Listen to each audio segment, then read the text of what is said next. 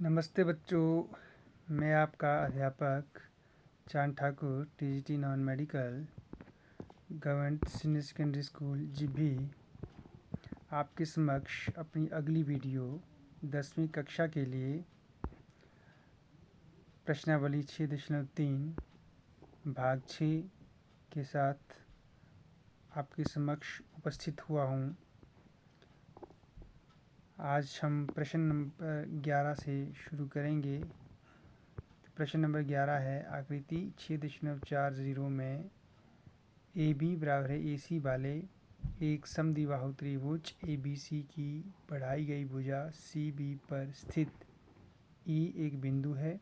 यदि A D B C लंब B C पर है और ई एफ लंब ए सी है तो सिद्ध कीजिए कि त्रिभुज ए बी डी त्रिभुज ई सी एफ के समरूप है। तो इस तरह से एक आकृति दे रखी है।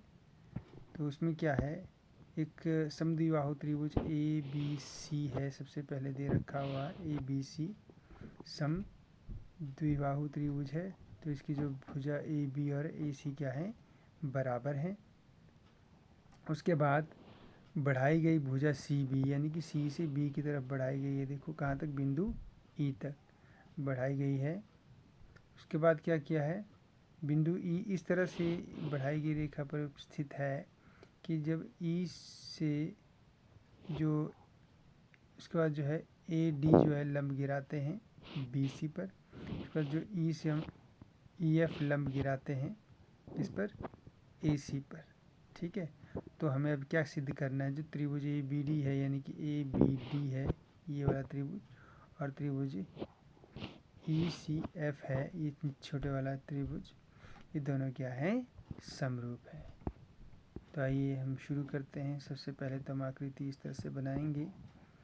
तो सबसे पहले हमें जो दिया है वो है ए बी बराबर है ए सी वाले एक समद्विबाहु त्रिभुज ए बी सी की बढ़ाई गई भुजा सी बी पर स्थित ई एक बिंदु है। यदि ए डी लंब बी सी और ई एफ लंब ए सी हैं। ठीक है, दो लंब दिए गए हैं। तो साथ में आपको जो ए बी सी त्रिभुज है इसमें जो है ए बी और ए सी क्या दिए गए हैं, बराबर भुजाएं दी हैं, समद्विबाहु त्रिभुज है। तो इसके बाद हमें सिद्ध करना है जो त्रिभुज ए बी डी है वो क्या है, त्रिभुज ई सी एफ के समरूप है। अच्छा, उत्पत्ति या प्रमाण भी हम कह सकते हैं। प्रमाण हम शुरू करते हैं। समद्विबाहु त्रिभुज ए बी सी में हमें क्या दे रखा है, ए बी बराबर है ए सी है। तो यदि ए जो दो समान भुजाएं होती हैं समद्विबाहु त्रिभुज की, उनके सम्मुख कोण क्या होते हैं, बराबर होते हैं। यानी कि ए बी के सम्मुख कोण है सी और ए सी का सम्मुख कोण है बी। तो यानी कि जो बराबर भुजाएं हैं इनके सामने, यानी कि ए सी के सामने कोण बी और ए बी के सामने कोण सी जो है, ये दोनों क्या है, बराबर कोण है। ठीक है, जो समद्विबाहु त्रिभुज के समान भुजाओं के मुख्य कोण जो होते हैं वो क्या होते हैं, बराबर होते हैं। उसके बाद त्रिभुज ए बी डी और ई सी एफ जो हमें समरूप सिद्ध करने हैं, वहाँ पर हम इनका इस्तेमाल करेंगे। तो आइए देखते हैं। त्रिभुज ए बी डी की बात करते हैं। तो त्रिभुज ए बी डी देखिए कौन सा है, ए बी डी है ना, ये वाला त्रिभुज, ये समकोण त्रिभुज है। क्योंकि जो ए डी है वो लंब है, तो लंब है तो यानी कि ये दोनों कोण जो डी बिंदु पर जो कोण बनेंगे दोनों तरफ वो क्या होते हैं, 90 डिग्री के होते हैं। तो सबसे पहले तो हम कोण ए बी सी जो ये हमने अंकित किए थे पहले दो कोण, और दूसरी त्रिभुज ई सी एफ में देखिए, ई सी एफ में देखिए कौन सा कोण ई, ये बी और सी क्या है, बराबर है। यानी कि ई सी एफ और कोण ए बी डी क्या है, बराबर है। उसके बाद जो कोण ए डी बी है यहाँ पे ए डी बी और कोण ई एफ सी है, देखिए यहाँ पे जो चिन्ह बना है ये 90 डिग्री के कोण को दर्शा रहा है। यहाँ पर भी जो है 90 डिग्री, डी पर भी क्या है ए डी बी, बी की तरफ भी क्या है, लंब है। तो ये क्या है, 90 डिग्री के बराबर कोण है। दोनों दो त्रिभुजों के दो कोण बराबर हैं। तो हम ए समरूपता कसौटी से कह सकते हैं कि जो दो त्रिभुज हैं यानी कि त्रिभुज ए बी डी और त्रिभुज ई सी एफ कैसे हैं, समरूप त्रिभुज होंगे। तो इसके बाद जो अगला प्रश्न है, प्रश्न नंबर 12, एक त्रिभुज ए बी सी की भुजाएं ए बी और बी सी तथा माध्यिका ए डी एक अन्य त्रिभुज पी क्यू आर के की क्रमशः भुजाओं पी क्यू और क्यू आर तथा माध्यिका पी एम के समानुपाती हैं। आकृति है 6.41। दर्शाइए कि त्रिभुज ए बी सी समरूप त्रिभुज पी क्यू आर है। तो जो आकृति है वो इस तरह से है। तो यहाँ पे आपको दो त्रिभुज ए बी सी और पी क्यू आर दिए हुए हैं और इनकी जो माध्यिका भुजाएं हैं ए बी और बी सी और इसमें और माध्यिका है ए डी और इस पी क्यू आर में पी क्यू आर और जो माध्यिका पी एम है ये क्या है, समानुपाती है। और आपको जो दिखाना है दर्शाना है जो त्रिभुज ए बी सी है, यानी कि जो दो त्रिभुज दे रखे हैं हमें ए बी सी और पी क्यू आर, ये क्या है, समरूप त्रिभुज होने चाहिए। तो सबसे पहले तो हमें जो दिया है वो है त्रिभुज ए बी सी की भुजाएं ए बी बी सी और माध्यिका ए डी एक अन्य त्रिभुज पी क्यू आर की क्रमशः भुजाओं पी क्यू और क्यू आर तथा माध्यिका पी एम के समानुपाती है। अर्थात हम कह सकते हैं जो भुजा ए बी और उसकी पी क्यू क्रमशः बोला है तो ए बी पी क्यू के समानुपाती, ए पी बटे पी क्यू, इस तरह बी सी बटा क्यू आर और माध्यिका यानी कि ए डी और पी एम, इनका अनुपात क्या होना चाहिए, बराबर होना चाहिए। ये हमें दिया हुआ है। तो सिद्ध करना है कि जो दो त्रिभुज ए बी सी और पी क्यू आर हैं वो कैसे होंगे चाहिए, समरूप होने चाहिए। तो प्रमाण शुरू करते हैं। क्योंकि ए डी और भुजा बी सी की माध्यिका है तो ए डी जो है बी सी की माध्यिका है अर्थात जो बी डी है वो किसके बराबर है, डी सी होगा, है ना। यानी कि जो डी बिंदु होगा वो क्या है, बी सी को दो बराबर भागों में बांटता है, यानी कि बी डी बराबर है डी सी। उसका बाद है बी सी बराबर है बी डी जमा डी सी, अर्थात इसको हम जो क्योंकि जो डी बिंदु है वो भुजा बी सी के पर स्थित है तो इसलिए हम इसको बी सी को बी डी जमा डी सी लिख सकते हैं। ठीक है, जैसे चित्र से समझते हैं, जैसे ये एक भुजा है मान लीजिए बी सी, तो बी सी पर जैसे अगर हम त्रिभुज बना लें पूरा तो ए डी जो है इस तरह से माध्यिका है। माध्यिका का अर्थ है कि भाई बी डी और ए सी डी सी क्या है, बराबर हो जाएंगे फिर। ठीक है, तो पहले हमें ये दिए गए हैं तो इनको हम डबल डैश से बराबर करते हैं। तो ये तो बराबर है तो बी सी को हम बी डी जमा डी सी लिख सकते हैं। ठीक है, तो अब बी डी और डी सी दोनों बराबर हैं तो हम डी सी की जगह बी डी भरेंगे तो ये बी सी बराबर है B D plus B D, यानी कि बी सी किसके बराबर, टू बी डी के बराबर आ जाएगा। इसी प्रकार जो क्यू आर है वो टू क्यू एम के बराबर आएगा।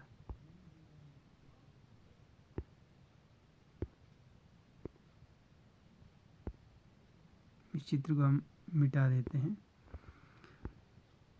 जो उसके बाद जो है हमें दिया है, देखिए क्या दिया है, ये ए बी बटा पी क्यू बराबर है बी सी बटा क्यू आर और ए डी बटे पी एम, ये क्या है, दिया हुआ है। अब हम क्या करेंगे, जो बी सी और क्यू आर का मान हम यहाँ पे भरेंगे बी सी और क्यू आर की जगह, तो इसका मान आ जाएगा ए बी बटे पी क्यू बराबर है टू बी डी बटे टू क्यू एम के बराबर है ए डी बटे पी एम। टू से टू कट जाएगा, है ना, टू से टू कट गया तो हमारे पास बच गया बी डी और क्यू एम। तो बी डी बटे क्यू एम यहाँ पे बचेगा और ए डी बटे पी एम। तो इसके बाद जो इसका अर्थ ये हुआ कि भाई जो त्रिभुज ए बी डी है, जो दो त्रिभुज हमने लिए हैं ए बी डी और त्रिभुज पी क्यू एम, वो क्या है, समरूप है। तो ये एस एस एस समरूपता से हो गया है, हमारे पास आएगा। तो यदि दो त्रिभुज समरूप होते हैं तो उनके जो कोण होते हैं आपको मैंने बताया था, तो जो बिंदु का क्रम रहेगा तो उसी क्रम में हमारे कोण भी बराबर होंगे। यानी कि यदि यहाँ पे दूसरे नंबर पे बी है तो यहाँ पे जो दूसरे नंबर पे क्यू है ना, तो यानी कि बी जो होगा कोण क्यू के बराबर होगा, और कोण ए कोण पी के बराबर, कोण डी कोण एम के बराबर होगा। लेकिन फिलहाल हमें बी और क्यू की ज़रूरत है, तो कोण बी और क्यू क्या हो गए, बराबर कोण है। कैसे, सी पी सी टी। ठीक है, ये सी पी सी टी नहीं होगा, सॉरी, क्योंकि ये सर्वांग सम त्रिभुज नहीं है। ठीक है, ये समरूप त्रिभुज है, और समरूप त्रिभुजों के सभी कोण क्या होते हैं, संगत कोण क्या होते हैं, बराबर होते हैं। ठीक है, इसके बाद हम त्रिभुज ए बी सी और पी क्यू आर को लेंगे। तो उसमें देखिए हमने एक बात हमें यहाँ पे दी हुई है, ए बी बटे पी क्यू है ना। पहले जो दो भाग है देखिए, तो ए बी बटे पी क्यू बराबर है बी सी बटे क्यू आर हम लेंगे। तो ये दो भुजाएं उन दो त्रिभुजों की जो क्या है, समान अनुपात में है, ये हमें दिया हुआ है।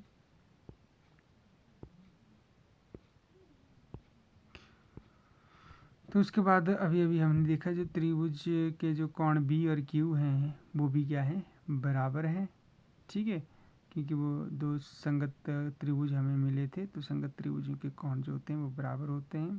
तो यदि ये दो भुजाएं समान अनुपात और दो कोण बराबर होते हैं, एक कोण बराबर होते हैं, तो हम कहते हैं कि दोनों त्रिभुज क्या है, समरूप है। यानी कि SAS समरूपता से हमें दो त्रिभुज यानी कि ABC और त्रिभुज PQR क्या प्राप्त हुए, समरूप सिद्ध हुए।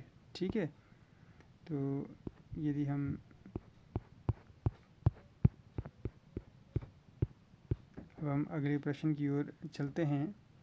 तो अगला प्रश्न है प्रश्न नंबर 13।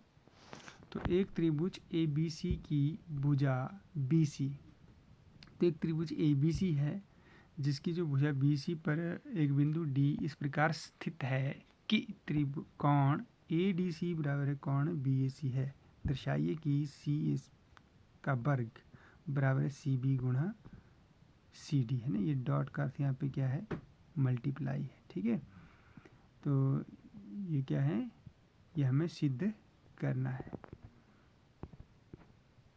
तो सबसे पहले जो यहाँ पे चित्र बनेगा, हमारे पास क्या दिया है, एक त्रिभुज ABC है। ठीक है, जिसमें D भुजा BC पर बिंदु D इस प्रकार स्थित है कि जो कोण ADC है वो किसके बराबर होगा, कोण BAC। यानी कि त्रिभुज का जो कोण A है उसके बराबर कोण यहाँ पे बनेगा बिंदु D पर। तो ये बिंदु D इस तरह से स्थित है इस भुजा पर। तो दिया है त्रिभुज ABC में भुजा BC पर एक बिंदु D इस प्रकार स्थित है कि जो कोण ADC हमारे पास बनेगा वो किसके बराबर है, कोण BAC के बराबर होगा। देखिए मार्क भी किया है यहाँ पे, दोनों कोण है ना। तो ये दो कोण जो हैं ये क्या है, बराबर है। ये बिंदु D पे जो कोण दर्शाया है और कोण A पे जो दर्शाया है। ठीक है, तो ये क्या है, बराबर दिए हुए हैं। तो सिद्ध क्या करना है कि जो CA का स्क्वायर है वो किसके बराबर है, BC गुणा CD है ना, BC गुणा CD है। तो ये हमें सिद्ध करना है। तो उत्पत्ति देखते हैं। जो त्रिभुज ABC है, ABC यानी कि जो बड़ा त्रिभुज है, और त्रिभुज ADC। ठीक है, तो जो दो कोण दिए हैं उन दो त्रिभुजों को हम लेंगे, उन जिसमें ये दोनों कोण आते हैं वो दो त्रिभुज हैं ABC और त्रिभुज ADC में। तो यहाँ पे जो कोण C है देखिए, ये जो कोण है ये दोनों में कॉमन है। ADC में भी ये कोण आएगा और कोण ABC में भी ये कोण आएगा। तो ये उभयनिष्ठ कोण है। जो कोण C है ये दोनों में आ रहा है, तो उभयनिष्ठ कोण है, तो बराबर हो गया। उसका जो कोण BAC और कोण ADC हमें बराबर दिए हुए हैं देखिए पहले से ही। तो अब दो त्रिभुजों में यदि दो कोण बराबर हैं तो हम AA समरूपता कसौटी से कह सकते हैं कि जो दोनों त्रिभुज हैं यानी कि त्रिभुज ABC और त्रिभुज डी ए सी क्या है, समरूप है। देखिए यहाँ पे हमने ऑर्डर चेंज कर दिया है, ठीक है, किसके अकॉर्डिंग, जो हमारे संगत भाग हैं वो एक ही क्रम में रहने चाहिए, ठीक है। जैसे कोण ए जो है और कोण डी है ये बराबर हैं, तो यानी कि ये दो कोण क्या हैं, एक दूसरे के संगत कोण है, ठीक है।